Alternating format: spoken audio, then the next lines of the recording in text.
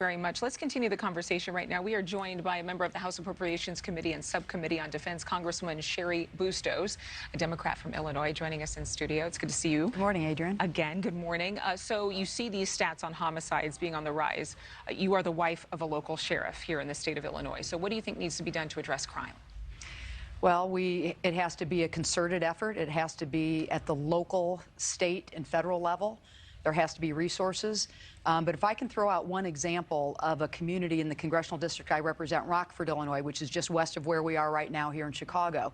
It's one of the larger cities in downstate Illinois, meaning outside of the Chicagoland area. There's a mayor there named Tom McNamara. And he and his council have made a decision to approach crime at the base level, meaning why are kids getting in trouble? Why are kids committing crimes? And so what they've done is they've created something called the Family Peace Center that addresses crime at the youngest level possible. So what they've discovered through the research is that a lot of kids are committing crimes, kids who come from domestic homes involving domestic violence.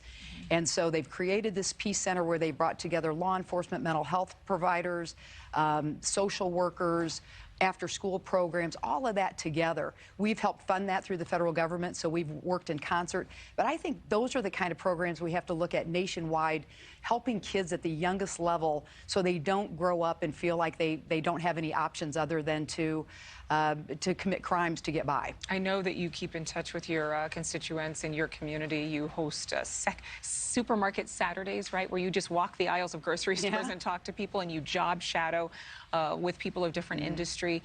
But there are a lot of people who have criticized community policing efforts and what needs to be done. There's another question that we've been talking about on the show this morning, which is, should all policing agencies and departments have to report to this new system that the FBI is using to track national crime data? What do you think? Well, I think we need to, you can't measure what you don't know. And so I think to have a national reporting database is important. When we look at the George Floyd murder, part of what came out of that is you learn that bad police officers sometimes will go from one department to another department to another department. So part of that talk was, let's make sure we have a national database of police officers who have not done well, who have gotten in trouble, so they don't job hop. And I think crime is the same thing. We've got to keep track of crime data in a concerted effort and make sure that we can do something about it. But a lot of Democrats, since that case that you're speaking about, after, hailing defund the police, it's really been more of a cry of refunding the police. Just recent legislation passed among Democrats, so it's been a big debate. How can your party, how can Democrats be united, not just across the aisle in bipartisanship, but again, with this singular focus and helping to make better policing possible for the communities they serve? Well, defund the police was a very unfortunate three-word phrase that I wish had never come out. And certainly it's not, as the wife of the sheriff of Rock Island County, Illinois, it's certainly something that I did not believe in. And the vast majority of Democrats did not believe that either.